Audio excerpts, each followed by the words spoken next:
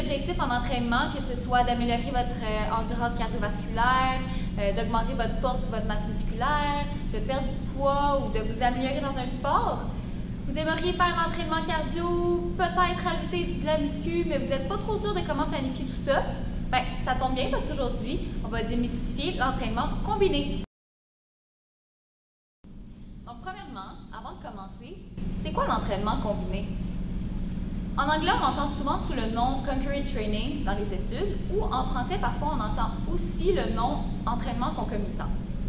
En gros, c'est quand on décide de combiner l'entraînement en résistance, donc la musculation, et l'entraînement de l'endurance aérobie, aussi communément appelé cardio, dans un même programme. L'entraînement combiné créerait un effet d'interférence, aussi communément appelé concurrent training effect. C'est la croyance selon laquelle la combinaison de l'entraînement en résistance et de l'entraînement en endurance aérobie créerait des adaptations moins grandes que si on se concentrait seulement sur un type d'entraînement. L'idée de l'effet d'interférence est arrivée dans les années 1980 suite à une étude de Hickson qui suggérait que l'entraînement combiné menait à des adaptations moins grandes en force que l'entraînement en musculation seulement. Par contre, si on regarde l'étude, les sujets faisaient un volume d'entraînement assez élevé avec du cardio 6 fois semaine et de la muscu 5 fois semaine. On voit qu'au début, il y avait une amélioration significative de leur force. Après ça, il y a eu un plateau. Et puis finalement, il y a eu une baisse dans les 2 dernières semaines. Donc, ça s'apparente un peu à un effet de surentraînement. Ouais, s'entraîner trop, c'est pas mieux que pas s'entraîner assez. En plus, après ça, il y a des études qui sont sorties qui suggéraient que l'entraînement cardiovasculaire seul, donc sans musculation, non seulement ça diminuerait la création de protéines, mais en plus, ça en augmenterait la dégradation, ce qui ferait qu'on aurait des adaptations moindres en force, en hypertrophie et en puissance. L'hypertrophie, c'est quand tes cellules musculaires grossissent. Donc, tu sais, quand tu dis que tu veux devenir big, tu veux prendre de la masse, bien, ce que tu veux, c'est de l'hypertrophie. Bon, là, il y en a qui vont me dire « Oui, mais moi, on m'a dit que la musculation, c'était bon pour améliorer ma course à pied. » Et vous avez raison. L'entraînement combiné, c'est bénéfique pour les sports d'endurance. La muscu, ça te permet d'améliorer ta performance dans les sports en endurance parce que ça améliore ton efficacité. En gros, tu dépenses un peu moins d'énergie à donner un coup de pédale au vélo ou à faire un pas à la course parce que tu es un peu plus fort. Selon les études, on ne voit aucune interférence de la musculation sur le VO2 max et même qu'il y en a certaines qui disent que ça l'améliore. Le VO2 max, c'est la quantité maximale d'oxygène que le corps peut absorber pendant un effort physique. Par exemple, les athlètes en marathon, en cyclisme ou en ski de fond ont habituellement des VO2 max très élevés dû aux demandes de leur sport. Finalement, si ta programmation est bien faite, la musculation peut réduire le risque de certaines blessures communes à ton sport. C'est positif tout ça. Donc, si on résume jusqu'à maintenant, la muscu, c'est bon pour le cardio, mais le cardio, c'est pas bon pour la muscu. Est-ce que c'est ça? Faux!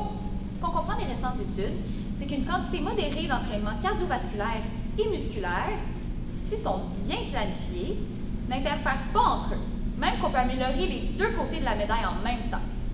Plus spécifiquement, l'entraînement combiné pourrait être bénéfique au développement de l'hypertrophie, de l'endurance cardiovasculaire, de la perte de poids et au développement de la force. Malheureusement, la puissance ne semble pas trop bénéficier de l'entraînement combiné, mais on peut en limiter les effets négatifs. Ça a du sens que l'entraînement combiné puisse fonctionner quand on regarde des athlètes de CrossFit. Mais attention, il faut être conscient de plusieurs facteurs dans notre programmation. C'est du gros bon sens. Tu ne risques pas de battre ton record personnel au squat si tu viens juste de monter le Mont-Royal à la course à pied.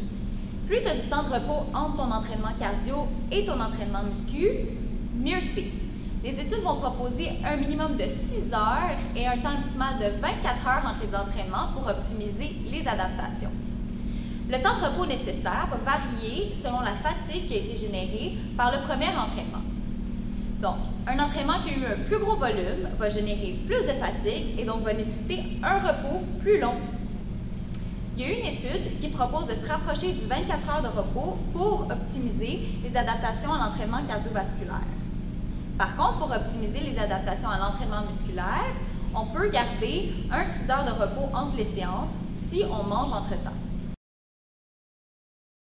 Certains résultats d'études penchent vers l'idée que les exercices cardio qui travaillent surtout les muscles du bas du corps vont avoir un impact en hypertrophie sur les muscles du bas du corps seulement. Donc, par exemple, mon vélo impacterait négativement mon leg press.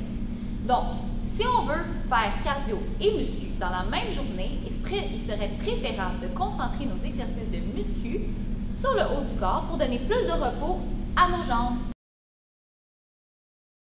Un programme d'entraînement très demandant augmente la fatigue résiduelle et diminue la quantité de substrat disponible dont le corps a besoin pour récupérer. Il faut donc adopter des stratégies pour minimiser le volume d'entraînement total. L'augmentation de la fréquence, de l'intensité ou de la durée de l'entraînement cardiovasculaire sont des mécanismes qui vont diminuer l'hypertrophie. Les recommandations diffèrent quelque peu selon les études, mais on recommande un maximum de 2 à 3 séances d'entraînement cardiovasculaire par semaine. Les séances en continu à intensité modérée de plus de 30 minutes vont augmenter l'effet d'interférence. Donc, on veut aller chercher un maximum de 85% de la fréquence cardiaque. Au contraire, des courtes séances d'environ 10 minutes, de type HIIT ou sprint, minimisent les effets négatifs de l'interférence sur la puissance et même que selon certaines études, ça améliorerait le VO2 max et l'hypertrophie. En plus, à long terme, l'entraînement cardiovasculaire à haute intensité, combiné avec la musculation, c'est une bonne façon de perdre la masse grasse. Bon, je l'ai dit tantôt, c'est toujours mieux de garder 6 à 24 heures dans nos entraînements. Mais qu'est-ce qu'on fait si on n'a pas ce temps-là et qu'on est obligé de faire cardio et muscu dans la même séance? C'est simple, on fait l'exercice qui est le plus important pour nos objectifs en premier. Donc, si on a un objectif en force ou en hypertrophie, alors on fait la musculation en premier. Si on a un objectif en endurance cardiovasculaire ou en perte de poids, alors on fait le cardio en premier. Bon, pour compliquer les choses, il y a une étude qui suggère que la muscu avant le cardio, c'est meilleur pour la perte de poids parce que pendant la muscu, tu épuiserais tes réserves de glycogène et donc que ton corps irait chercher plus de gras pour ton entraînement cardiovasculaire.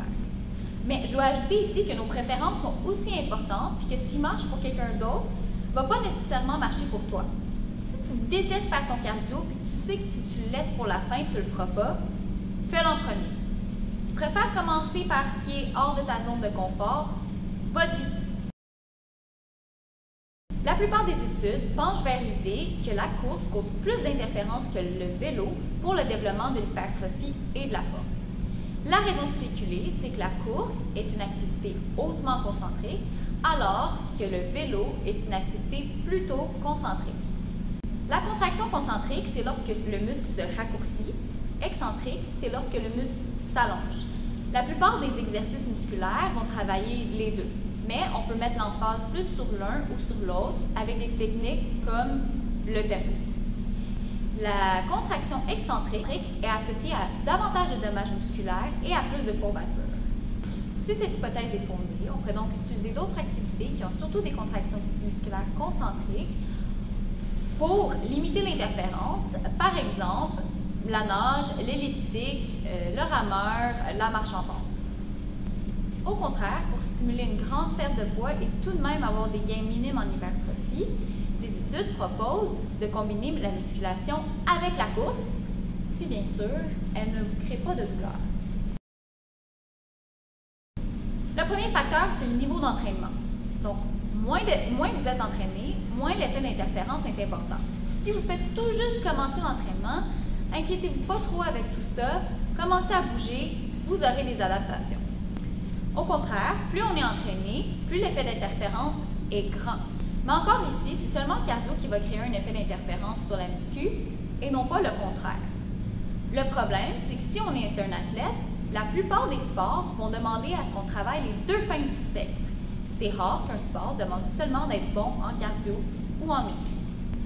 Il est donc préférable de choisir un mode d'entraînement spécifique à son sport. Par exemple, un joueur de hockey professionnel devrait plutôt faire du vélo que de la course parce que les demandes musculaires du vélo ressemblent beaucoup plus à celles du patin. On voit aussi une différence dans l'âge. Donc, chez les enfants, l'entraînement combiné est préférable pour développer le plus de capacités physiques et athlétiques possible. De la même façon, chez les 60 ans et plus, l'effet d'interférence est beaucoup moins important. Ils ont autant d'adaptation avec l'entraînement combiné. Pour finir, il est important de dire qu'il y a encore beaucoup de facteurs contradictoires et beaucoup de questions sans réponse. Il y a une multitude de variables d'entraînement combinées et il y a une limite de ce qu'on peut retirer des contextes spécifiques d'études. Mais je vais tout de même vous laisser des lignes directrices de programmation selon vos objectifs à la fin du vidéo. Si vous êtes militaire et que vous voulez recevoir un programme beaucoup plus spécifique, écrivez-nous à l'adresse au bas de l'écran. On continue d'offrir des services en ligne pendant le COVID. Bon entraînement tout le monde!